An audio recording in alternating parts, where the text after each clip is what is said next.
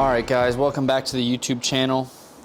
Trying out some new camera settings today, so hopefully you get the exposure right and stuff like that on most of the shots. But if anything looks a little weird, that's why, and hopefully it should be better in the next video. I think I got everything figured out pretty well, so it shouldn't be too bad. But today we have a pretty normal day of training, but in my second session I do have a .com workout from Dave Castro's programming. If you guys didn't know, he's been programming, I think he did 2 weeks of the .com programming. He might be done with it now. I think he is. Hey buddy, drop it. Eddie, come here. Bring it here, buddy. You can't drop it over there. Come here, drop it. Eddie's also learning how to play fetch.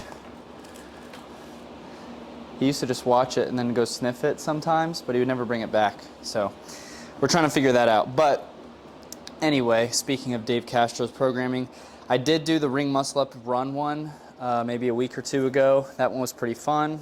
Today I'm going to be doing the chipper, the 50, 40, 30, 20, 10. I'll have to take a look at it again, but it's not until my second session anyway, so not too worried about that right now. So this video will probably just be a full day of training, and I'll just take you guys through it with me, so hopefully that's entertaining to you, but not written into my programming. For the last couple months, I've been starting every other day with either Jefferson curls or seated good mornings because I hurt my back. I've had my back hurt for a while, but I just didn't really know what it was.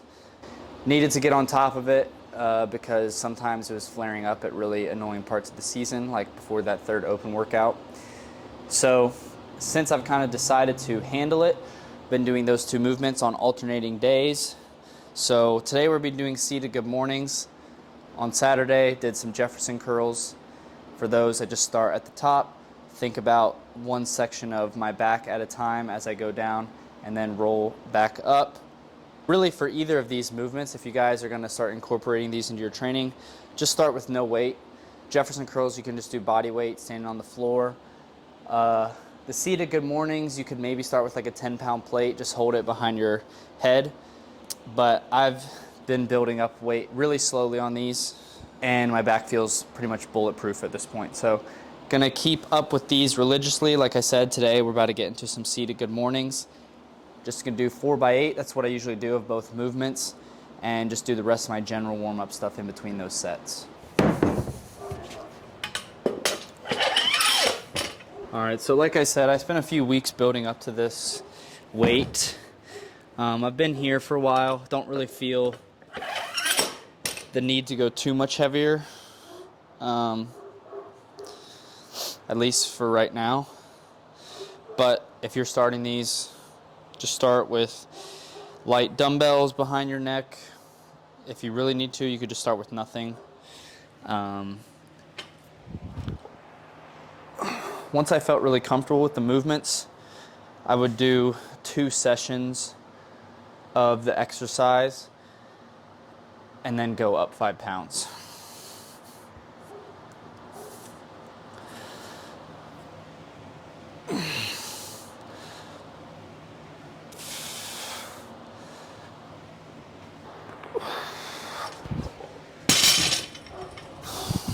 Also, these 2 movements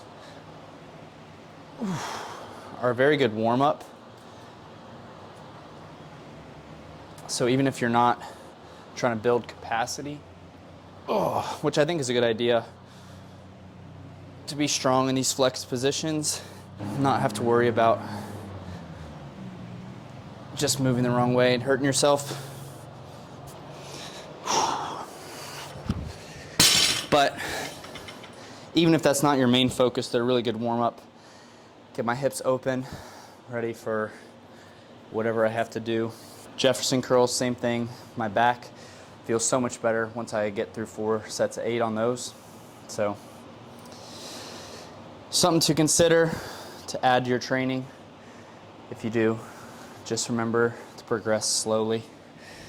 All right, so today we're actually going to be starting with our strength work in this session, which you guys have probably caught on. If you've been watching this channel, is not my favorite. I usually like to start with something longer. It's going to get me sweating, get my heart rate up. I just feel better going into strength work that way. The reason that it's important to do that is the same reason why it's important to lift first as well. You just have to be ready for anything. So it's been a while since I've done any back squats, but I think we're going to be getting back into that, kind of starting a new cycle here today. Working sets are 6x6 at 70%. Like I said, it's been a while since I back squatted, and the most recent times that I have back squatted, it felt a lot heavier than it should have. So I'm going to try to get close to that 70% number. I believe it's going to be around 310 maybe, 311 and a half. So we're going with 310. Then we have a 10-minute EMOM, 2 push press, 70 to 80%. So I'll probably just do them around 215 maybe around 205. But we'll see how it feels. We'll start the working sets at 205. If I want to go up, I can. But there is no rebounding, so I have to reset for each rep on those. And then we'll finish up this session with our conditioning piece, which is going to be a 20-minute EMOM, 10 hang power cleans, plus 20 air squats in the same minute, and then 15 calorie C2 bike. So that one should be pretty fun. I'm looking forward to that, but got to get through the strength stuff first. Ready? Ready? Go get it.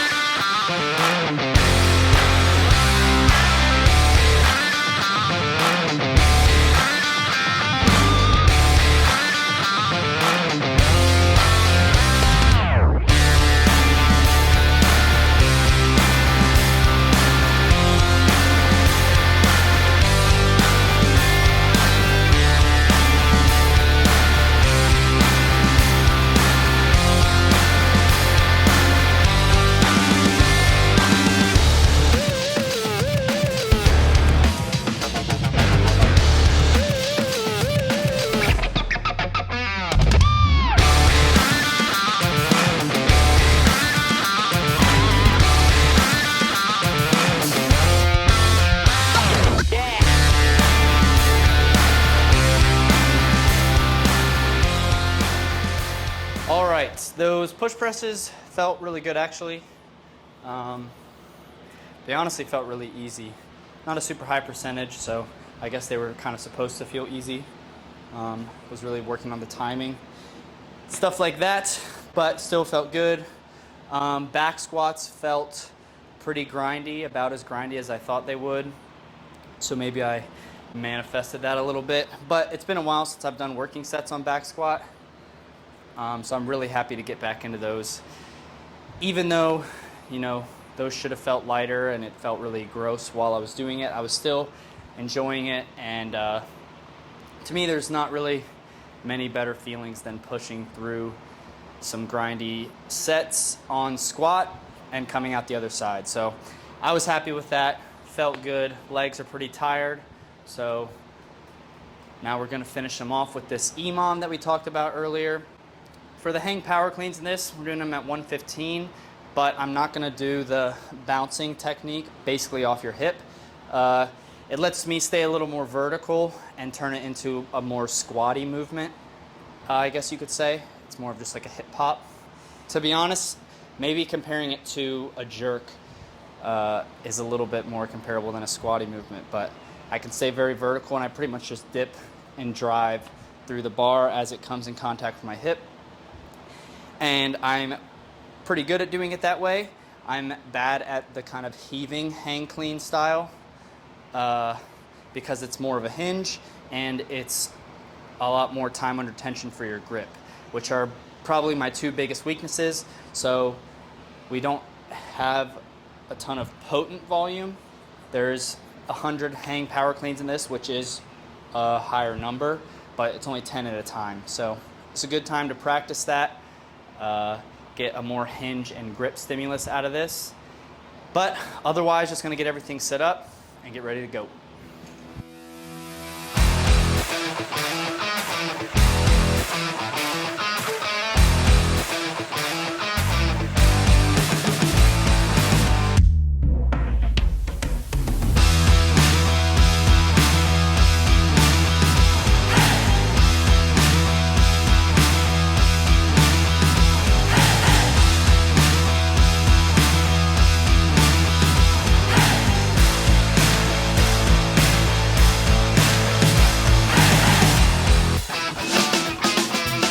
guys, that EMOM was a little sneaky towards the end.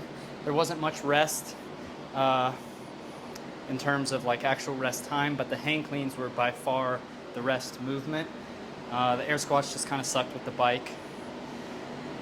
But it's one of those ones you're not going to fail. You could quit, but as long as you stay mentally present, I don't think you'll actually hit failure on that. But right now, just going to go home, eat some food, train a client, and then I'll be back here for session 2. So I'll see you guys in a second. All right, guys, back for session 2. So I'm going to pull up this chipper real quick.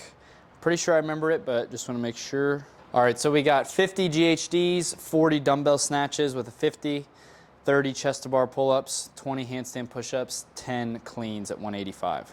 So this should be a pretty quick one. GHD should be unbroken, dumbbell snatches should be unbroken, chest to bar should be unbroken, but the dumbbell snatches might interfere with that a little bit, so we'll see what it feels like when I hop up there. But going into it, the plan is going to be go unbroken there. 20 handstand push-ups, unbroken, then 10 cleans. We'll just do singles, but try to make them fast singles. Noah Olson did this in like 5:20. Didn't look like he was like crazy rushing or anything like that. See how close we can get to that. And then we finish up with a little gymnastics complex. For right now, just going to warm up my cleans just to 185. Only take 2 or 3 sets. And then really just mobilize. My hip flexors are a little tight. I sat down for a while between sessions. So make sure I feel good in that area before we do GHDs. But other than that, should be able to start pretty quick.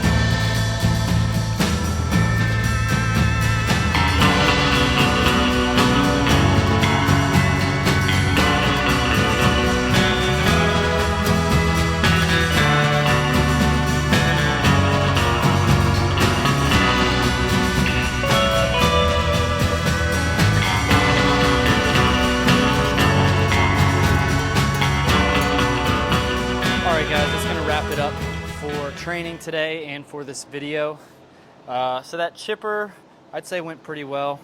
I went unbroken on all the stuff I wanted to. Did singles on the cleans though. Took me 6:58. So Noah Olson already beat me off the GHDs by like 30 seconds. Even more than that, I'm pretty sure. And we both went unbroken. So I think that was a matter of cycle speed by how much he beat me. But in case you guys were wondering, Noah Olson is fitter than me, so you know, that's also a reason he beat me. I did waste some time before the chest to bar and before the handstand push-ups, In Noah's video, it looked like he wasted a little bit of time there too, at least for like a games athlete. But that's part of the cost of wanting to go unbroken on something before you go in. That's why it's usually almost always a good idea. If it's something you really have to even think about or say you need to go unbroken, it might even just be a better idea to break it up. In that workout, I'm not sure. Handstand push-ups definitely needed to be unbroken, but maybe I could have gone a little faster if I had just done 15 and 15 or something on the chest bar. But for training purposes, I'm glad I went unbroken. I didn't rest too long. I just think that's where I could have made up the most time. And then that gymnastics complex afterwards was pretty fun. It was towards the end, by the time you got to the 8th set, it was more of just a hand pain tolerance test. My hands were getting pretty raw. Not as much of a pulling and grip test as I thought it was gonna be, but yeah, really just palms. My hands were starting to kind of blister up, but I'd say it's a pretty solid day. Gonna go home and eat, starting tomorrow with a longer running session, so gotta go eat enough, sleep enough, do all the recovery things. But hope you guys enjoyed the video. We should have another one coming soon. Travis just sent me another workout, and he said there's no way I beat him on that one. So maybe we'll turn this into a little series, just like the last engine test video. That could kind of be episode 1, and then turn it into a series leading up into Charlotte. Just have me and Travis go back and forth. It is a little unfair because I have the YouTube channel, so if I really shit the bed on a workout, I just don't have to post a video. But thank you guys for watching. Leave comments down below if you had any thoughts about this video. Anyone knows a lot about cameras and there's anything super obvious that I'm messing up, let me know in the comments below. Let me know if you have any ideas for future videos, and I'll see you guys in the next one.